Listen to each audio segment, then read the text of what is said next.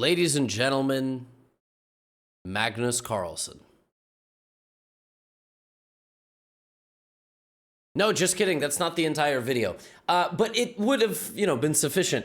He's currently in India, in Kolkata, and he is playing the Tata Steel Rapid and Blitz Championship. He already won the Rapid. That was his 9th tournament win this year in what I think is like 9 tournaments. He's only shown up 9 times and he's won every single time. Now he has to play Blitz, Speed Chess, 3-minute, 2-second bonus, playing all the same players, Arjun Erigaisi, Praggnanandhaa, Nihal, Sarin, just to name a couple of the Indian prodigies. And today was a crazy day. Magnus was on another level as always. Just absolutely Sigma, as the kids say. I mean, it wasn't even close.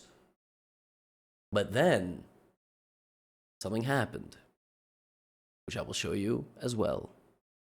Friendly reminder, 30-second sponsor shout out. Walmart is restocking the GothamChess chessboard as we speak. Get it online, get it at your local Walmart. Link is in the description. Comes with a free chess course included. Get it for the holidays, get it for yourself.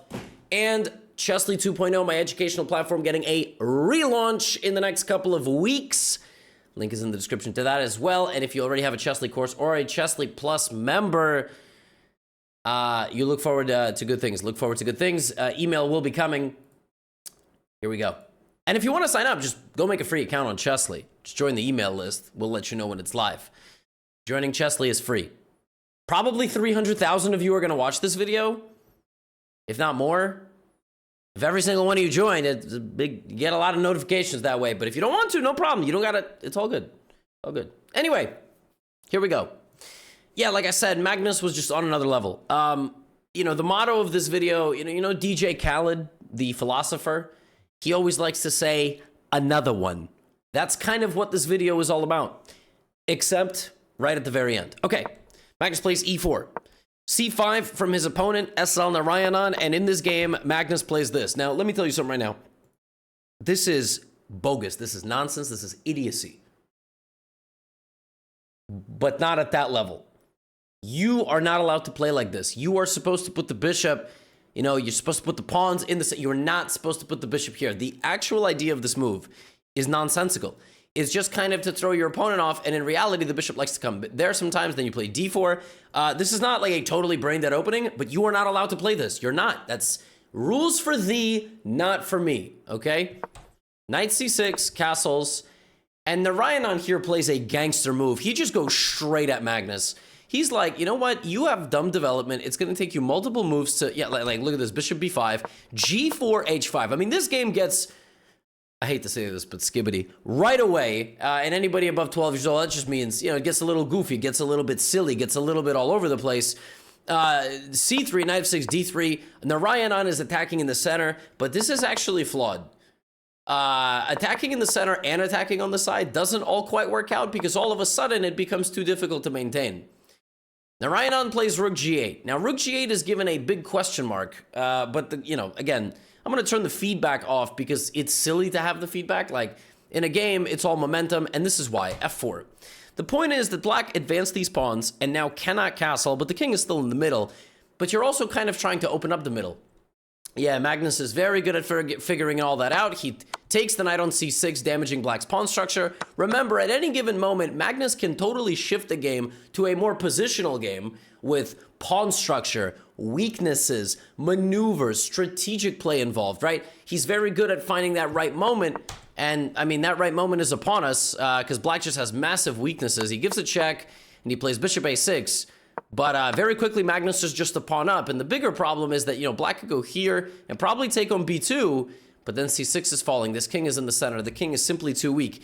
And what if I told you that from this position, which is just +1, the game ends in 6 moves? Black goes queen c5. White goes b3. Black takes the knight. White takes back.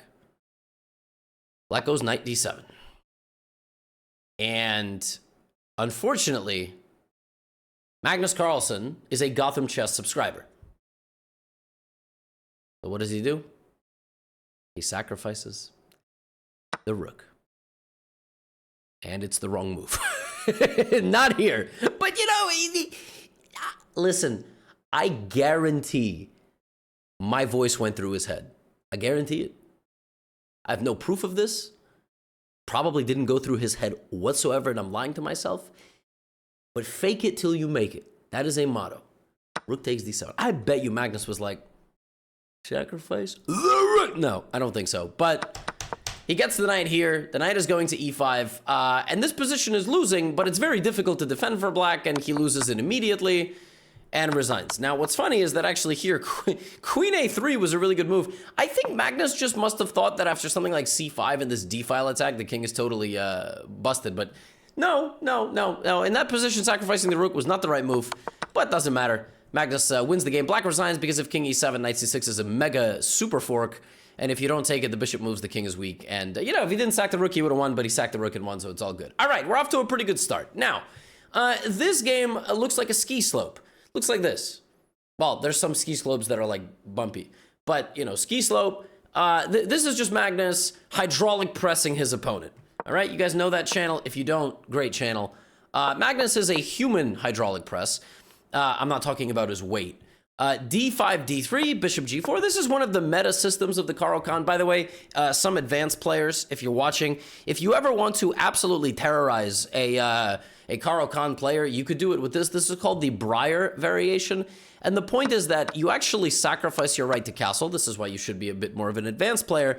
But the knight struggles to develop. The king is always safe on c2. And black is just slightly worse in a lot of these positions with moves like knight f to d2. And if you let the engine run, it gives you a consistent 0.3. So if you're above 2,000, play the Breyer. If you're below 2,000, just forget everything you saw Men in Black style. Yeah, Magnus in this game, as you see here, taking a little bit of a goofy approach because it's blitz. Pragg tries to fight back. Magnus goes g5 and basically says, all right, you're going to have difficulties developing some of your pieces. And then Magnus develops the queen side, right? We can already, remove the feedback. But it's kind of crazy that after like 12 moves, white is just much better. And black just really struggles to develop. I think Pragg was like, all right, I'm struggling to get my pieces out, but like, it's a long game. I'm going to develop my pieces. Then we're going to see. And then suddenly he was like, yo, where do I move anything? And now Magnus plays a very classy move. A very classy move here. It's a very sophisticated move. If any coaches are watching this video and you want to give this to some of your more advanced students, how does white make progress in this position? Very instructive. You don't just charge forward and trade because you have to evaluate like who benefits in this position. And it's black. It's black benefiting. White lost 2 active pieces and the king is weaker. So what you do here is you leave the position and you try to use your pawns. Very instructive play. And by now, using your pawns at the right moment, black is totally busted because the bishop is here, right? F5 is on the way and Pragg has to basically lose a pawn, but he's going to lose multiple. So bishop F6 attacks the rook. Knight C4, he's like, hey, take me on F4. Pragg does. Knight D3, the bishop is trapped. Bishop is just straight up trapped. Knight C5, and now an absolute bulldozer. Knight D6, and unfortunately, Magnus Carlsen is a GothamChess subscriber, so he sacrifices the rook again. But this time it's good. This time it's good. It's not even a sacrifice because if you take it, this is called attraction. Something that all of you will discover something about one day. Somebody will be, attracted to you. And if you're struggling right now in your love life, don't worry. It gets better. Just get a higher chess elo. Trust me. This is the point. Bishop to e5, queen takes e5, and knight to d7. All right? I'm just kidding. Size of the elo doesn't matter. It's how you use it. No, but if you're like 200, rook takes d6. And that's it. 2 down. By the way, ski slope. Now, this game looks a little bit like a trampoline. Any of you bounced on a trampoline before? You kind of go boing, boing, boing. So this game was equal for a while, and then it was done. It was like a heavyweight fight. Boring for 2.5, 3 minutes. Then somebody threw one punch, and the other guy was too slow to move. C4, C5, G3, G6, bishop, bup, bup, bup, bup, bup. This is how black plays the symmetrical English. And now white plays queen d2. This is a great system. I'm actually on Chessly 2.0. I'm putting out an English course. On Chessly 2.0, I'm putting out a million courses. Sicilian, Grunfeld, like every single course is going to be there, every opening. This is my recommendation for how to play against the symmetrical English. It's a very annoying opening. But the point is that you basically beat your opponent to asymmetry. And then you put your knight on d5, and this is how you kind of create some complications. It's a very silly system, but it's quite good.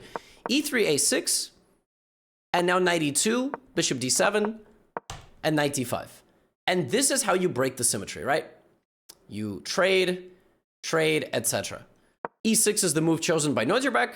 We now have a big trade, but this trade benefits white because black is left with some weaknesses. This bishop has a very clear target. This bishop is obviously a little bit more passive. Rook c1, rook c8, rook d1, knight e5, and f4. And yeah, I mean, white just is better. White has a bit more space and a little bit more activity and a little bit more future prospects. Knight c3, queen b2, rook d2. I think, you know, Magnus, like whatever, the engine wasn't blessing every single move, but he breaks in the center, and this little clarification of the position has greatly improved things. So pawn break in the center of the board, black takes, zigzag to the middle, threatening the queen and the d6 pawn, and now black is in trouble because white is getting in. Very nice example of pawn play. Queen to h8 is a threat. e5, c5. And now black's pawn structure is completely compromised.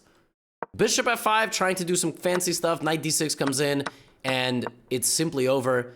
In this game, Magnus is up in exchange, trampolining up into the sky, trades all the pieces. He's up a rook. Queen a8. Magnus, sacrifice another rook for me. Okay, fine. He's just up a rook. And that's the end of the game. Easy, effortless. I mean, like, positional, like, just like, no chance. I mean, the boy's got absolutely zero chance when he's playing like this. Absolutely zero chance. Just an absolute unit. I think, let me check his live rating real quick, because Blitz is a little bit different. I do believe he is the highest rated Blitz player in the world. Yeah, I mean, he's like 2,900 at the time of, like, winning these games. I mean, his Blitz rating's 2,900. Like, nobody's even... Ali Reza's kind of close, but, like, I mean, you got 3 minutes to play all the best moves against the guy that has played all the best moves for like a decade and a half. It's just not going to happen. It's just not going to happen. Now, Vincent Keymer. By the way, it's Vincent Keymer's birthday. Did you know that? I saw that somewhere on social media. Yeah, it's Vincent Keymer's birthday. Yeah, it's not going to matter. I mean, Magnus, he doesn't really care about all that. By the way, we have a symmetrical English, but now we have kind of a Sicilian dragon is what this is called, because it was basically e4, c5. This is what we call a transposition. The game can take different paths to get to the same direction. This is the Maroczy bind. It's one of the ways to play. Very solid way. I keep having to turn off the move feedback because the engine, you know, disapproves. And yeah, Vincent just didn't play this properly. He didn't take advantage of the setup. And in the Maroczy, you almost never play queen d2. I mean, this move is almost never... And black is better already after 12 moves, which is kind of insane. You're supposed to play a3, knight d5, you know, get this knight out. This is... So Vincent plays this totally passively. And I mean, Magnus utilizing, like, typical Maroczy ideas. And the thing is, this is a very active position for black. He's got bishops, queen, knights. So if you play this a little bit in a little bit of a feeble way, yeah, black is going to start taking over the initiative. Bishop f4 simply doesn't work. So Vincent goes here. Now you kick out the knight. But again, the thing for Vincent is he's playing with white, so like it's kind of hard to, you know, do something totally ridiculously wrong. And now Magnus still has to win. But Vincent kind of helps him here because he goes from a minute on the clock to 8 seconds. Vincent does this a lot. I mean, Vincent would kill me in a game of chess. I don't know about physically. He's a big guy, but like, I hate to say this about Vincent. He's slow. Like, a lot of the time, he just has no time left. I mean, even in Blitz, if the time is right here, you can't go from a minute to 8 seconds in a Blitz. You just can't do that. Now, do I do that myself? Absolutely. But that's why I'm commentating the game, right? So now Magnus is like, well, he got 8 seconds, right? So probably he's going to blunder something. All I have to do is kind of keep the tension. But actually, Vincent here starts playing fantastic. Vincent gets the advantage, rook a2, but like, your nervous system can't hold up playing moves this fast. Now he's down a pawn, and now he's just losing. And you know, he trades some pieces, and we go to an endgame, and then Magnus has a pawn on b3, and he's completely winning, and it gets into a little bit of a scramble, so it gets a little dicey somewhere here, like Vincent had a draw, but Vincent plays like 40 moves with like 5 seconds on the clock. I mean, and Magnus just wins a very, very practical game. Yeah, Vincent, well, Vincent is also 2578 Blitz. That's actually insane. Like, Vincent's blitz rating is 140, 150 points lower than his classical, which is a crazy disparity. Magnus's blitz rating is the highest rating that he has. His rapid rating, I think, is like 28 something, but 2830. But yeah, Magnus is, I think, even most powerful in blitz, which is sort of nuts. Next game, I have another game for you. This game also kind of like a little mini trampoline, kind of bouncing up. And then the very next game is one of the worst games I've ever seen Magnus play. I've never seen something quite like it, which is crazy because he's won 4 games. I don't know if in a row. There were some draws in there, but all right, he's playing Nihal Sarin. Nihal Sarin, if you look at the chess.com leaderboards over the last like 3 years, is a top 5 3-0 player. 3-0, 3 minute, 0 second bonus with a mouse on a computer. Nihal Sarin's top 5 in the world. It's probably Magnus, Hikaru, Firouzja, Naroditsky, Nihal. I mean, there's like an Andrew Tang in there. 3-0 on a computer with a mouse. 3-0 on a computer with a mouse. No bonus time. Very different. Those guys are monsters. All right? Nihal is unbelievable. I mean, Hikaru just uploaded a video playing, you know, Nihal in an online blitz match. I mean, Nihal is just Bishop B7. B3. By the way, for all the you know, the Russian-speaking audience, I always kind of chuckle at his name, Nihal. Like Nihal. Like whenever I see how good he is, I think like, you know, when I used to get called that as a child, it just means like naughty, arrogant boy. It's like what I was called as a kid. Bishop B2, very chill, very simple. CD, ED, Bishop D5 is the move chosen, actually. Instead of going for a pawn structure here, he goes for kind of an open center. But be careful what you wish for, Nihal, because, yeah, Magnus now gets the center, knight D5. And he has a positional advantage. He's got a stronghold on D6. He has attacking possibilities over here. You know, I guarantee you at some point in this game, the move H4 is going to happen because it happens all the time. But in this type of structure in particular, where you need to hook something onto G5, and also Black's king is a little bit weak, H4 will happen, but we're going to get there. Knight D2, trying to dance the double horses into the D6 square, which would be an absolute nightmare. So Nihal has to go here. Now he goes here anyway. The pawn is sneaking forward. And remember, Black is going to need to get rid of this pawn, but in the meantime, White is going to do a whole bunch of things. So here comes C4, Nihal giving up a pawn, but I'm not so sure, man. I'm not so sure. This feels a little dicey, and Magnus says no. You can't. I'm going to hold on to this. And now Nihal's got problems. He just has problems. I mean, it's a tough position. Queen D7, Bishop C5, H6, H3, and, you know, Magnus just now kind of has to, like, make improvements and not do anything crazy, but Nihal, and by the way, H4 did happen, but a little bit late. Nihal is one of the trickiest defenders. One of the trickiest defenders in the world. So how is Magnus going to break through? He's got a nice position, but Nihal is fighting back. But here's the thing. Once you start trading enough pieces here, there is no more fighting back. So Magnus decides, I don't have to rush. What I have to do is correctly trade all the pieces. It's a perfect example of simplification. Total dominance, A4, A5, beautiful usage of every important resource. And this is the final dagger. Black just has no moves. White is going to walk the king to D3, the knight is going to scatter, and you're going to win. Look at this. Look at this beautiful sealing of the position.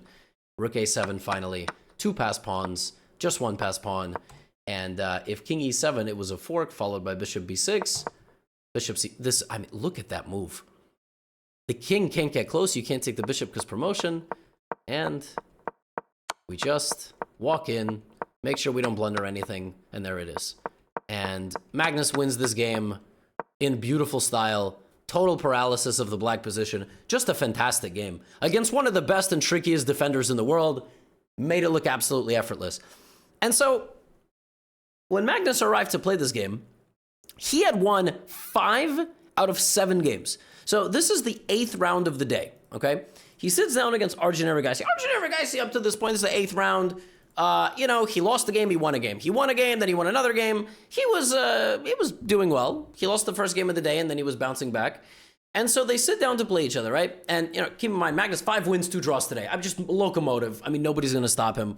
But it's always, you know, interesting. Also, he completely, you know, outplayed Arjun in the rapid. So you're kind of thinking, well, that's it. I mean, he's going to put to rest all this stuff about the next generation. So he plays e4, c5. Now, Arjun played bishop c5 not too long ago, actually. He played it in the Chennai Grandmasters, which was a tournament held in Chennai. Shocking. It's in the name. And in that tournament, he played bishop c5, and then he played, I think, bishop b4. And clearly, Magnus had seen that. Because in that game was knight b3, followed by some other stuff. But in this game, instead of knight b3, Magnus went here, and he played it very fast. And after queen b6, Erigaisi just went straight at him, obviously using leftover knowledge and preparation from the previous. Here, Magnus thought 39 seconds, which is already not a good sign. Like, it's not a good sign you're thinking 39 seconds on move 9. It means you kind of got yourself into a little bit too spicy of a position. And Magnus invites in Erigaisi. He invites Erigaisi to go knight f2. But Magnus remembers that the move here is knight a4. So they both trade exclamation point moves. Knight can't really take the rook because of this. So Erigaisi backs out of the position.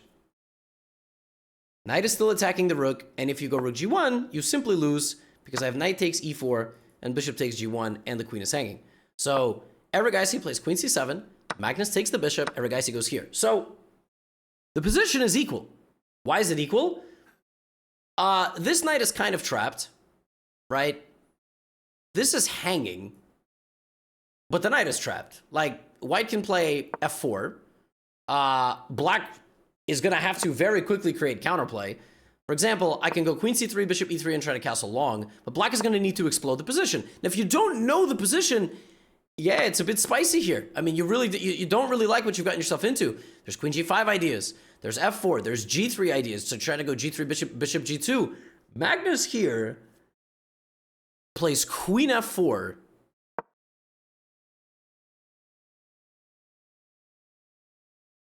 And hangs a fork.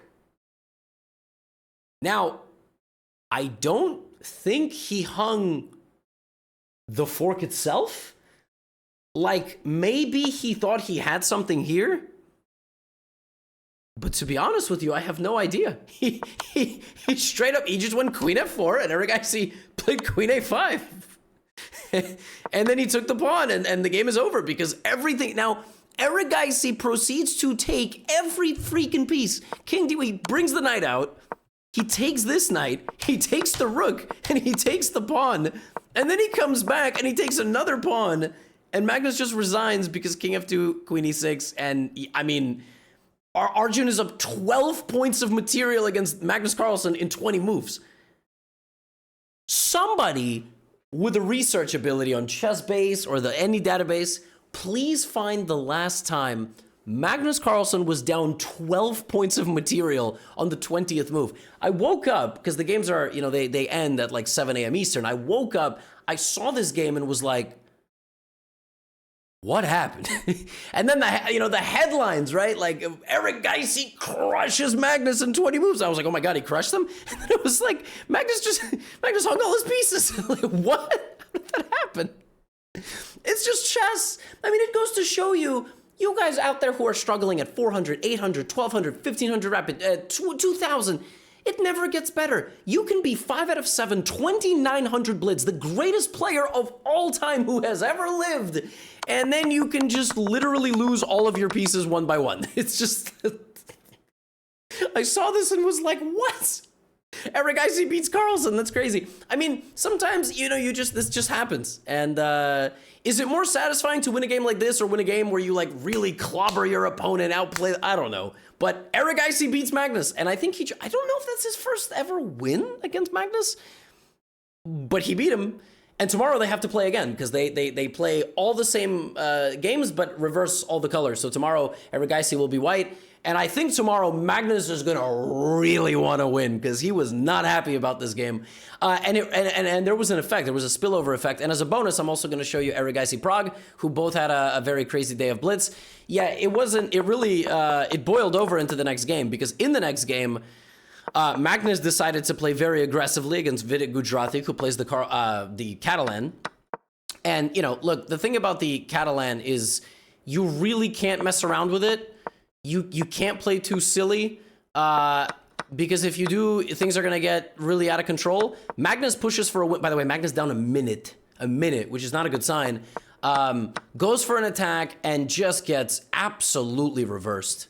And Vidit just, like a locomotive down the G file, Magnus down a minute and basically getting mated. Completely nuts. Within the next 5 to 6 moves, the advantage balloons, and Vidit plays like a machine here. Look at this. Has him totally on the ropes. It's +5. Knight takes G7. The game's over. If you take with the rook, I take with the rook, and then I play rook G1. It's over. I mean, Magnus is straight up playing the game without a rook. It's move 30. He hasn't moved the rook yet. Knight E6, Queen E7. Queen G3. It's mate on G6. Queen F6. He's defending himself. H5 to try to go Queen G6, I guess. The knight has to come back. I mean, it is over. Like 70 different things win. You can even play rook F1 here. Rook F1. Because if he gives up the pieces, King G2, and then the rook is hanging and the knight is hanging. But Vidit goes here. It's a little bit slow. Queen F3. And suddenly, instead of trading the queens, Vidit loses his E-pawn. And suddenly Vidit loses the D-pawn. And suddenly Vidit's not even better anymore. And we go to an endgame. And it's a draw. It's just a draw. I mean, Magnus's king is still weak. But the game's simply going to end in a draw because we can't win this. Rook D3 and... I mean, yeah, there was a big spillover effect. I mean, Vidit could have... If Vidit won this game in dominant fashion... And Vidit has historically struggled against Magnus. He might have beaten him once, but he's like... He really, really struggles to put him away. And yeah, I mean, this was his biggest chance. And I know Vidit's going to be disappointed. And the game ultimately did end in a draw. But yeah, Magnus almost totally spun out of control in the last couple games, which is, you know, that's blitz. Speaking of another couple of players, right after Erigaisi beat Magnus, he ran into Prague. Prague lost his first 3 games. He lost his first 3 games, and then he proceeded to win the next 5, and now he's playing Arjun. So Arjun just beat Magnus. Prague just won 5 games in a row. So what happens, you know, last game of the day. Do you know how silly the last game of the day is when it's blitz? The last round effect is really, really strong. It is so goofy. It is so silly. So many silly things happen. And in this game, Erigaisi was just down a pawn immediately. Just straight up down a pawn. And he won it back, but then lost it back. And then he castled long. And yeah, these guys just basically played a bullet game. Prague is going to take another pawn on A4 at any moment. Opens the... He takes another pawn. He's down 2 pawns now, white. And he has 5 seconds. Yeah, blitz is bananas. Blitz is not very high quality chess, especially in the 9th round. In the first few rounds, it's pretty good. And Prague just beautiful game. Except something really confusing happens here. Because in this position, Black wins? I don't know what happened here. I don't know what happened. But Erigaisi lost on time. Erigaisi resigned. Erigaisi might have thought he was just losing because rook b8 and rook g8 and but he's not losing. He's actually, I don't know what happened here. But I don't even know if these are the moves. But you know, Prague was winning the entire game, so maybe instead of queen f2, he went queen b1. I don't know, but yeah. I don't know what happened here, but Prague won. 6 wins in a row for Prague. Nice finish. Erigaisi beats Magnus. Good day for him. And tomorrow we got more chess to play. So tomorrow we're going to see the finale. Will Magnus show up angry about that loss and just go 9-0? He has gone 9-0 before. Will Erigaisi or Prague slow him down? They're a point out. We will see. GothamChess chessboard at Walmart. Chess League 2.0 is on the way. Get out of here.